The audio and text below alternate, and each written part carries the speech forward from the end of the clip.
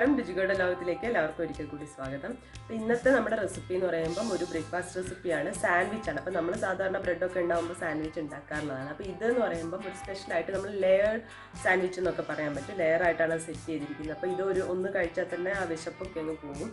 പിന്നെ അതുപോലെ തന്നെ കുട്ടികൾക്കൊക്കെ നമുക്ക് ബ്രേക്ക് ടൈമിലൊക്കെ കൊടുത്തു വിടാൻ പറ്റും. ഇത് ഒന്ന് കട്ട് ചെയ്ത് കൊടുത്താൽ മതി. അപ്പോൾ എന്തായാലും എങ്ങനെയാണ് ഈ ലെയേർഡ് സാൻഡ്വിച്ച് ഉണ്ടാക്കുന്നത് നമുക്കൊന്ന് കണ്ടു. അതിന് മുമ്പായിട്ട് ഇപ്പം നോമ്പാണ്. അപ്പോൾ നോമ്പുതുറ റെസിപ്പീസൊക്കെ ഒരുപാട് നമ്മുടെ ചാനലിലുണ്ട്. അപ്പോൾ അതിൻ്റെ ഒരു പ്ലേലിസ്റ്റ് ഉണ്ട്. അപ്പോൾ എന്തായാലും അതൊക്കെ ഒന്ന് കണ്ടു നോക്കൂ. നല്ല സ്നാക്സിൻ്റെ ഒക്കെ റെസിപ്പി ഉണ്ട്. അപ്പോൾ ഇനിയും ഒരുപാട് റെസിപ്പീസ് ഇനി വരുന്ന ദിവസങ്ങളിൽ ഇടാം കേട്ടോ. നോമ്പുതുറയ്ക്ക് പറ്റിയ റെസിപ്പീസ് ഇടാവുന്നതാണ്. അപ്പോൾ എന്തായാലും നമുക്ക് നമ്മുടെ വീഡിയോ ഒന്ന് കണ്ടുവരാം. അപ്പോൾ ഇതിനാവശ്യമായിട്ടുള്ളത് ബ്രെഡാണ്. ഞാനിപ്പോൾ ഒരു 6 സ്ലൈസ്, അങ്ങനെ കൃത്യമായിട്ട് അളവ് പറയുന്നില്ല, അപ്പോൾ 6 എടുത്തിട്ടുണ്ട്. ഇതിപ്പോൾ വീറ്റ് ബ്രെഡാണ് എടുത്തിരിക്കുന്നത്. നിങ്ങൾക്ക് മിൽക്ക് ബ്രെഡോ എന്ത് വേണമെങ്കിലും ഉപയോഗിക്കാം. പിന്നെ അതിനാവശ്യമായിട്ട് ഞാൻ ഒരു മീഡിയം സൈസുള്ള സവാള ചെറുതായിട്ട് അരിഞ്ഞിട്ടുണ്ട്. അതുപോലെ തന്നെ ഒരു തക്കാളി ചെറുതായിട്ട് അരിഞ്ഞു. പിന്നെ ഇത് ക്യാപ്സിക്കാണ്, ഒരു വലിയ ക്യാപ്സിക്കത്തിൻ്റെ പകുതി എടുത്തിട്ടുണ്ട്. അതും ഇങ്ങനെ ചെറുതായിട്ട് അരിഞ്ഞു വെച്ചിട്ടുണ്ട്. പിന്നെ എന്താ വേണ്ടതെന്ന് വെച്ചാൽ 2 മുട്ടയാണ്. 2 മുട്ട ഞാനൊരു കുറച്ച് ഉപ്പും അതുപോലെ തന്നെ കുരുമുളക് പൊടിയും കൂടി ചേർത്തിട്ട് നന്നായിട്ട് ബീറ്റ് ചെയ്ത് വെച്ചതാണ്. അതിലേക്ക് ആ ഒരു 1.5 ടീസ്പൂണോളം പാലും കൂടി ചേർത്തിട്ടുണ്ട്. ഒരുപാട് കൊഴുപ്പില്ലാതിരിക്കാൻ വേണ്ടിയിട്ടാണ് പാലും കൂടി ചേർത്തിട്ടുണ്ട്. പിന്നെ ഞാൻ ബട്ടർ എടുത്തിട്ടുണ്ട്, അൺസാൾട്ടഡ് ബട്ടറാണ്. അത് ജസ്റ്റ് നമ്മൾ ബ്രെഡ് മുരിച്ചെടുക്കാൻ വേണ്ടിയിട്ട് കുറച്ച് ചേർത്ത് കൊടുക്കാൻ വേണ്ടിയിട്ടാണ്. പിന്നെ വേണ്ടത് ചീസാണ്. ചീസ് ഞാൻ ഇവിടെ മോസറല്ല ചീസാണ് എടുത്തിരിക്കുന്നത്. അതും എന്താ പറയുക, സ്ലൈസ്ഡ് ചീസ് ഉണ്ടെങ്കിൽ അതായാലും കുഴപ്പമൊന്നുമില്ല. അപ്പോൾ ആദ്യം പാൻ എടുത്തിട്ടുണ്ട്. നമ്മൾ ചെയ്യാൻ പോകുന്നത് ബ്രെഡ് ഉണ്ടല്ലോ, എല്ലാ സ്ലൈസും നമുക്കൊന്ന് ബട്ടർ കൊണ്ടൊന്ന് ജസ്റ്റ് 2 ഭാഗം ആക്കി എടുക്കണം. ഇനി നമുക്ക് ഓരോ സ്ലൈസായി വെച്ച് കൊടുക്കാം കേട്ടോ. അപ്പോൾ ഇപ്പോൾ ഇതിൻ്റെ മറ്റേ സൈഡ് കൂടി മുരിഞ്ഞു വരാനുള്ളൂ. അപ്പോൾ ഈ ഒരു സമയത്ത് തന്നെ നമുക്ക് ആദ്യം എന്താ ചെയ്യുന്നതെന്ന് വെച്ചാൽ ഈ ഒരു സൈഡിലേക്ക് ഞാൻ മുട്ട ബീറ്റ് ചെയ്ത് വെച്ചിട്ടുണ്ടല്ലോ, അത് കുറച്ചായിട്ട് ആക്കി കൊടുക്കുകയാണ്. നമുക്കിത് മറിച്ചിടണം. ഈ സൈഡിലും കൂടി മുട്ടയാക്കുകയാണ്. വീണ്ടും ഇത് നമുക്ക് മറിച്ചിടാം. ഇനി ഇതിലോട്ട് നമുക്ക് സവാള, അതുപോലെ തക്കാളി, ക്യാപ്സിക്കൊക്കെ കുറച്ചായിട്ട് ഇട്ട് കൊടുക്കാം.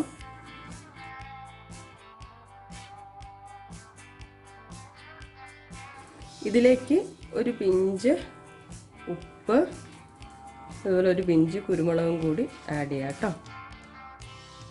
ഇനി ഇതിലോട്ട് നമ്മൾ എടുത്തു വച്ചിരിക്കുന്ന ചീസ് ഇടുകയാണ്. ഞാനിപ്പോൾ ഇവിടെ മോസറല്ല ചീസാണ് ഉപയോഗിക്കുന്നത്. സ്ലൈസ് വേണേൽ സ്ലൈസ് ഇടാം.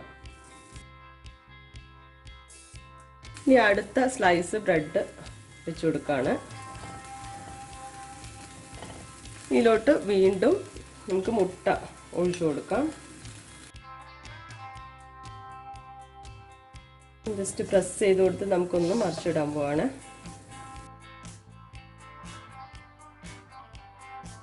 ഈ സൈഡിലോട്ട് വീണ്ടും നമുക്ക് സവാളയൊക്കെ ഇട്ട് കൊടുക്കാം.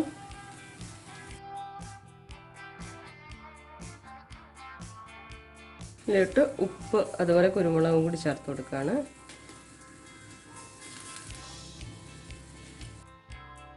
ചീസ്, അടുത്ത സ്ലൈസ് ബ്രെഡ് കൂടി വെച്ച് കൊടുക്കാം. ഒന്ന് പ്രസ് ചെയ്ത് കൊടുക്കണം കേട്ടോ. ഇതിലോട്ട് വീണ്ടും ബാക്കിയുള്ള മുട്ടയും കൂടി വെച്ച് കൊടുക്കാം. ഇതൊന്നും കൂടി മറിച്ചിടാൻ പോവാണ്.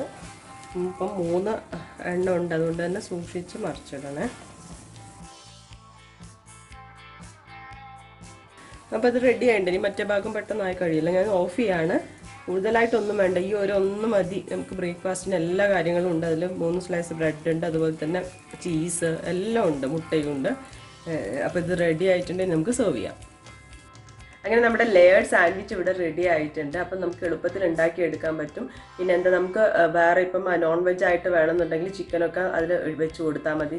അപ്പോൾ എന്തായാലും നല്ല ടേസ്റ്റുമാണ്, അതുപോലെ തന്നെ ഹെവിയും ആണ്. അപ്പോൾ എന്തായാലും ട്രൈ ചെയ്ത് നോക്കുക. എന്നിട്ട് എങ്ങനെയുണ്ടെന്ന് തന്നെ ഫീഡ്ബാക്കൊക്കെ കമൻസ് ആയിട്ട് അറിയിക്കുക. പുതിയൊരു വീഡിയോ കാണുന്നതുവരെ ബൈ.